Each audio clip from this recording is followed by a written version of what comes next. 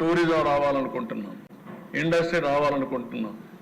ఇక్కడ మోసాలు చేస్తాం, తప్పులు చేస్తాం, బెదిరిస్తామంటే ఎవరు వస్తారు అధ్యక్ష? ఇక్కడ ఎవరు రారు.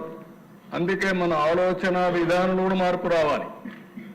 నీతి నిజాయితీగా ఉండాలి, వర్క్ కల్చర్ ఉండాలి. చెప్పిన పని చేసినట్టే ఉండే పరిస్థితి వస్తేనే ఇవన్నీ సాధ్యమవుతాయి. అందుకే స్వచ్ఛ ఆంధ్రప్రదేశ్ యొక్క దీన్ని మళ్ళా ఒక ఉద్యమ స్ఫూర్తితో తీసుకుపోతాం. నేను కూడా ఒకప్పుడు, ఇప్పుడు కాకుండా సమైక్య ఆంధ్రప్రదేశ్ని నెలకొక్క రోజు, ఆ రోజు మీరు చూస్తే క్లీన్ అండ్ గ్రీన్ పెట్టాం. పచ్చదనం పరిశుభ్రం అనే కార్యక్రమం పెట్టి క్యాంపెయిన్ మోడ్లో తీసుకెళ్ళాం. మళ్ళీ అవసరం స్వచ్ఛ ఆంధ్రప్రదేశ్ని ఒక క్యాంపెయిన్ మోడ్లో తీసుకుపోతామని చెప్పి కూడా నేను మీకు తెలియజేస్తున్నాను. ఇది కాకుండా దేశ last 10th point deep tech. ఒకప్పుడు లిటరసీ గురించి మాట్లాడేవాళ్ళం, తర్వాత డిజిటల్ లిటరసీ గురించి మాట్లాడాం. ఇప్పుడు రాబోయే రోజుల్లో టెక్నాలజీ పెనిట్రేషన్ గురించి మాట్లాడుతున్నాం. డేటా అంతా కూడా, నాలెడ్జ్ అంతా క్లౌడ్లో ఉంది. రియల్ టైం డేటా అంతా కూడా మీరు చూస్తే శాటిలైట్ ద్వారా వస్తుంది, లేకపోతే డ్రోన్ ద్వారా వస్తుంది, సీసీటీవీ కెమెరాల ద్వారా వస్తుంది, సెల్ ఫోన్ ద్వారా వస్తుంది, ఐఓటీస్ ద్వారా వస్తుంది, వేరబుల్స్ ద్వారా వస్తుంది, రియల్ టైం డేటా వస్తుంది. ఈ రెండు కానీ పెనిట్రేట్ చేసే దిశ మీరు కానీ చేయగలిగితే ప్రిడిక్టివ్ అనలిటిక్స్ రియల్ టైంలో వచ్చి ఆటోమేటిక్గా సొల్యూషన్ కూడా రియల్ టైంలో తీసుకునే పరిస్థితి వస్తుంది. నేను అందుకే ఒక కేస్ స్టడీ కింద చెప్పాను. ఈరోజు చాలా పెద్ద ఎత్తున మీరు చూస్తే డేటా వల్ల చాలా లాభాలు వస్తున్నాయి. భవిష్యత్తులో డేటా వెల్త్ దిశ, ఇది సంపద. ఎంత డబ్బులు మీ దగ్గర ఉందనేది కాదు, ఎంత డేటా మీ దగ్గర ఉందనేది చాలా ముఖ్యం. ఆ డేటా కూడా ఎక్యురసీ ఉండాలి. ఇలాంటి గార్బేజ్ ఉంటే టెక్నాలజీలో గార్బేజ్ ప్రొడ్యూస్ అవుతుంది. కానీ ఏదైతే క్వాలిటీ డేటా ఉంటే అనలిటిక్స్ ఉపయోగిస్తే మీకు అనలిటిక్స్ వల్ల వండర్ చేసే పరిస్థితి వస్తుంది. అందుకే మొన్నే ఒకసారి ఐఐటి చెన్నై వచ్చారు, మెడ్రాస్ వచ్చారు. వాళ్ళు చాలా హ్యాపీగా ఫీల్ అయ్యారు. మేమంతా డీప్ టెక్నాలజీ ఇన్స్టిట్యూట్కి పెడదాం, మేము కూడా పనిచేస్తాం, మీ ఆలోచనలు బాగున్నాయి, తప్పకుండా చేద్దామనే పరిస్థితికి వచ్చారు. నా ఆలోచన ఒక రాబోయే రోజుల్లో అగ్రిటెక్, అగ్రికల్చర్లో టెక్నాలజీ, మెడిటెక్, మెడికల్లో టెక్నాలజీ, పవర్లో టెక్నాలజీ, దీనివల్ల కాస్ట్ రెడ్యూస్ చేసే అవకాశం వస్తుంది, వినూత్నంగా సొల్యూషన్స్ వచ్చే అవకాశం వస్తుంది. ఈరోజు మనం అందరూ ఇక్కడ ఉన్నాం. 164 మందిలో 164 ఆలోచనలు ఉంటాయి. ఎఫిషియన్సీలో కూడా డిఫరెన్స్ ఉంటుంది, నాలెడ్జ్లో డిఫరెన్స్ ఉంటుంది.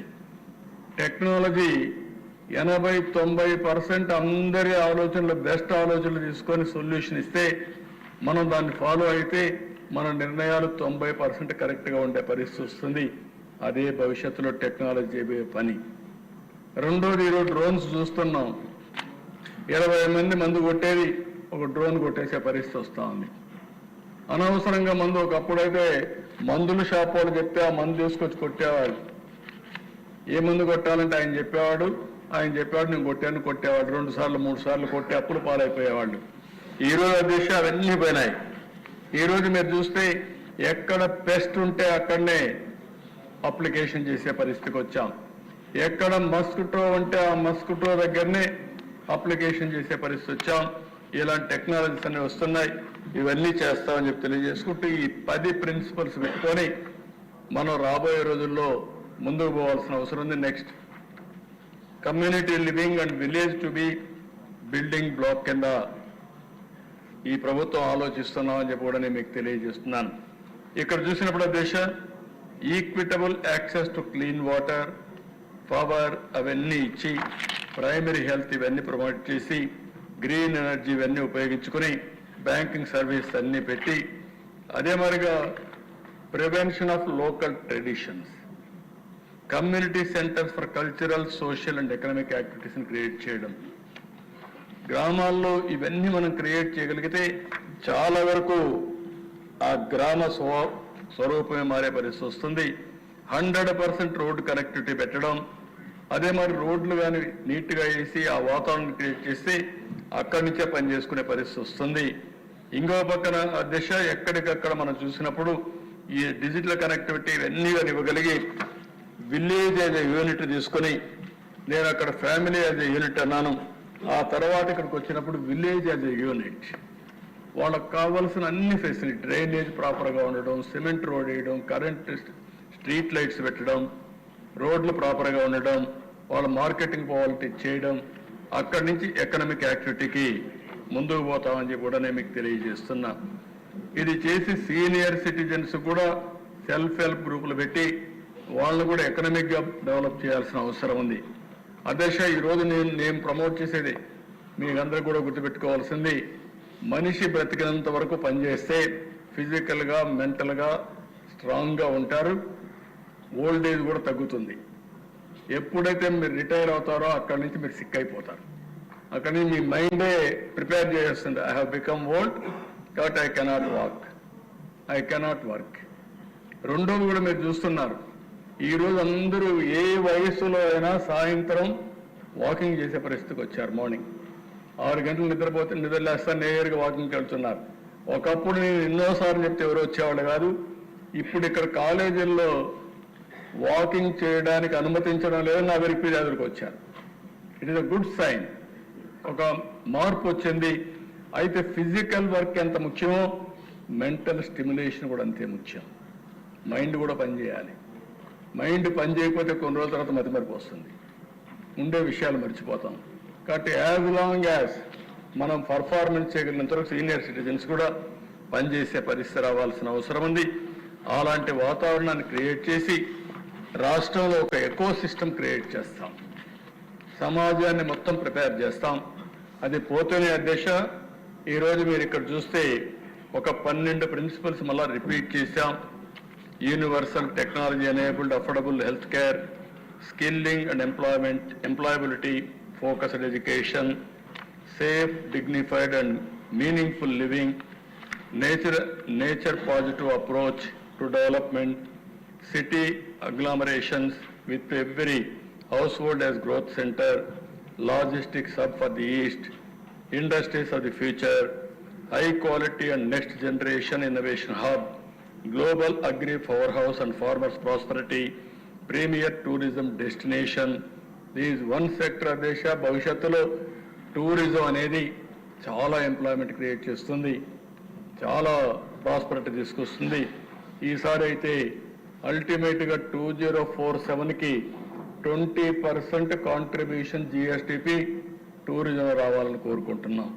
ఇప్పుడు 4% ఉంది, దాన్ని 20% తీసుకుపోవాలని చెప్పి ఆలోచిస్తున్నాం. రెండవ దేశ real time governance with deep tech. ఏ వ్యక్తికి అన్యాయం జరగకుండా చేయాలని నా కోరిక. దీనికి కూడా ఒక ఎక్సర్సైజ్ చేస్తున్నాం. ఈరోజు పిటిషన్లు వస్తున్నాయి. ఎందుకు ఆ పిటిషన్లు వస్తున్నాయి? 2-3 రకాలుగా వస్తున్నాయి. ఒకటి financial, 2 non financial. Non financial అన్ని గవర్నెన్స్లో జరిగే అవకతవకల వల్ల ఈ సమస్యలు వస్తున్నాయి. ఈరోజు వచ్చే పిటిషన్ల దేశాన్ని చాలా స్పష్టంగా చెప్పాను. 60-70% ల్యాండ్ రిలేటెడ్ పిటిషన్స్. మీరు పరిష్కారం చేస్తే ల్యాండ్ కొత్తగా మీరు ఇవ్వరు, అతను ల్యాండ్ అతనికి ఇవ్వాలి. అతను ల్యాండ్ అతనిది కాదని 22A పెట్టేయడం, భూ కబ్జాలు చేయడం, రికార్డ్స్ తారుమారు చేయడం, సర్వేల పేరుతో ఇది చేయడం, కొత్త చట్టాలు తెస్తామని ఇష్టానుసారంగా చేసి ఇప్పుడు మొత్తం ఆ వ్యవస్థని అతలాకుతలం చేసే పరిస్థితికి వచ్చారు. అందుకే అవసరమైతే అయితే ల్యాండ్ గ్రాబింగ్ యాక్ట్ తీసుకొచ్చాం. ఇంకా కొన్ని సదస్సులు పెడతాం, రెవెన్యూ సదస్సులు పెడతాం, మొత్తం వాస్తవాలు ఎస్టాబ్లిష్ చేస్తాం. వన్స్ ఫర్ ఆల్ ఆ సమస్య పరిష్కారం చేస్తే చాలా సమస్యలు పరిష్కారం అవుతాయి. జెన్యున్ పర్సన్స్ టార్గెట్ పెట్టుకొని మనం ఇచ్చే బెనిఫిట్స్ అని ఇద్దాం. ఈ 2 చేయగలిగితే 95% అది ప్రాబ్లమ్స్ పిటిషన్లు అన్ని తగ్గుతాయి. లేకపోతే నేను ఎక్కడ పోయినా కాగితాలు ఇస్తున్నారు, మీరు ఎక్కడ పోయినా కాగితాలు ఇస్తున్నారు, ఆ కాగితాలు ఇచ్చిన తర్వాత 2 సార్లు 3 సార్లు చూసి ఏం పని కాలేదు, మీకు ఇస్తే లాభం లేదు అని మనల్ని అడిగే పరిస్థితికి వస్తున్నారు. దీనికే నేను చాలా సీరియస్గా ఆలోచిస్తున్నా. అది అయిన తర్వాత డెవలప్మెంట్ లేకపోతే ఎంపవర్మెంట్ చేయాల్సిన అవసరం ఉంది. ఇవన్నీ కూడా ఏమేం చేయాలనో ప్రభుత్వం చాలా సీరియస్గా ఆలోచిస్తున్నాం అని చెప్పి కూడా నేను మీకు తెలియజేసుకుంటున్నాను. ఇవన్నీ చేస్తూనే ఇంకొక పక్కన ఈరోజు మీరు చూస్తే ఇది అట్ గ్లాన్స్ 47 మనం ఎక్కడుంటాం అనే దానికి అవుట్కమ్స్. మనం నేను చెప్పిన 10 ప్రిన్సిపల్స్ మిగిలిన 10 మీరు చేసుకుంటూ వస్తే ఇవి మనం అచీవ్ చేయవలసిన గోల్స్. మీకు ఇప్పుడు 5,30,00,000 జనాభా ఉంది. ఇది 5,80,00,000 అవుతుంది అనుకుంటున్నాం. Social profile 100% literacy, 100% literacy as on today 72%. Economic profile 170 billion currently, అది 2.4 ట్రిలియన్ ఎకానమీ కావాలి. GSDP 2.4 trillion. అచ్చెన్నాయుడు గారు అప్పుడే పెద్దలు వాసన పని లేదు, కష్టపడితే సాధ్యం, కొంచెం కష్టపడదాం, సాధిస్తాం, దానికి ఏం చేయాలో వర్కౌట్ చేద్దాం. ఇంకో పక్కన మీరు చూస్తే life expectancy as on today 70.6, average 70.6 years బతుకుతున్నారు. అది 85 ఇయర్స్కి వెళ్తుంది. ఇంకో పక్కన female labour force participation rate as on today 45.8, అది 80% తీసుకెళ్తాం. ఇంట్లో కూర్చొని కూడా ఆడబిడ్డలు డబ్బులు సంపాదించే మార్గం చూపిస్తాం. చాలా మంది పోస్ట్ గ్రాడ్యుయేట్స్, అదే మరి ఐటీ ఇళ్ల దగ్గరుండి టైం వేస్ట్ చేస్తున్నారు. వాళ్ళకు కూడా ఏం చేయాలో చేపిస్తాం. ఇంకో పక్కన 3,200 కరెంట్లీ జిఎస్టిపి పర్ క్యాపిటా, దాన్ని 42,000 తీసుకెళ్ళాలి. పర్ క్యాపిటా 47కు చిరునామా ఏదంటే దానికి చిరునామాగా ఆంధ్రప్రదేశ్ ఉండాల్సిన అవసరం ఉంది. ఇది జరుగుతుంది. ఇది కూడా మీరు ఒకటి గుర్తుపెట్టుకోవాలి. ఇక్కడ చదువుకొని అమెరికాకు పోతే 25 ఏళ్లలో అమెరికాలో తలసరి ఆదాయం భారతీయుంది $1,20,000. $1,20,000 ఆదాయం అక్కడ వస్తే ఇక్కడ మాత్రం 3,200, 3,000. అంటే ఎన్ని రెట్లు? 40 రెట్లు. ఇక్కడ చదువుకున్న మన బిడ్డలు అమెరికాకు పోయి ఇక్కడ వాళ్ళకంటే 40 రెట్లు ఆదాయాన్ని పెంచుకున్నారంటే అది చదువుకుండే ప్రాధాన్యత. అందుకని మనం అందరం గుర్తుపెట్టుకోవాలి, సాధ్యం అసాధ్యం కాదు. ఆ డైరెక్షన్లో మనం ముందుకు తీసుకుపోవాల్సిన అవసరం. దాంట్లో ఇప్పుడు నేను చెప్పే 42,000 47కి, అప్పుడు వాళ్ళ ఆదాయం $1,20,000 కాదు, 10 లక్షలు, 20 లక్షలు డాలర్లు వచ్చేసే పరిస్థితి వస్తుంది. ఇంకో పక్కన అర్బనైజేషన్ పాపులేషన్ ఇప్పుడు 36%, దాన్ని 60% చేయాలని, అన్ఎంప్లాయ్మెంట్ రేట్ 4.1 ఇప్పుడు, అది 2 రావాలని, అది కూడా ఉండకూడదని అందరూ పనిచేసే మనస్తత్వాన్ని ఏర్పాటు చేసుకోవాలి. అందుకే దానికి కూడా శ్రద్ధ పెడతాం.